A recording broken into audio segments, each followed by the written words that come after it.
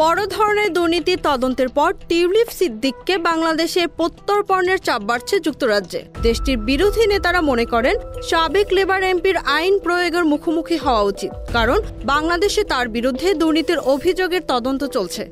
Daily মেইলের এক প্রতিবেদনে বাংলাদেশি রাজনীতিক ববি হাজ্জাজের বরাত দিয়ে বলা হয়েছে, তিনি বাংলাদেশ সরকার ও দুদকের কাছে যুক্তরাজ্য থেকে টিউলিপ সিদ্দিককে দেশে ফিরিয়ে আনার দাবি জানিয়েছেন। টিউলিপ বর্তমানে তার খালা শেখ হাসিনার সঙ্গে তার যোগসূত্রের জন্য তদন্তাধীন, যিনি আগস্টে দুর্নীতি ও নিষ্ঠুরতার অভিযোগের মধ্যে বাংলাদেশের প্রধানমন্ত্রীর পদ থেকে পদচ্যুত হন এবং ভারতে পালিয়েছেন।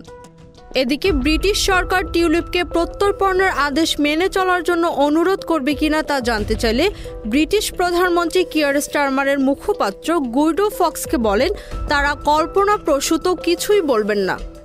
টরি নেতা কেমি ব্যাডনোজ প্রধানমন্ত্রী কিয়ার স্টারমারের বিরুদ্ধে টিউলিপ সিদ্দিককে মন্ত্রিত্ব দেওয়ার ব্যাপারে দুর্বল নেতৃত্বের অভিযোগ আনেন এবং টিউলিপের সঙ্গে তার বন্ধুত্বের কারণে তিনি কিভাবে প্রক্রিয়াটি বিলম্বিত করেছেন তা নিয়েও প্রশ্ন তোলেন। টিউলিপকে নিয়ে ব্রিটিশ রাজনৈতিক অঙ্গনে কড়া সমালোচনা ও মিডিয়াগুলোর ধারাবাহিক প্রতিবেদন প্রকাশের পর এক পর্যায়ে টিউলিপ দায়িত্ব থেকে সরে দাঁড়ান।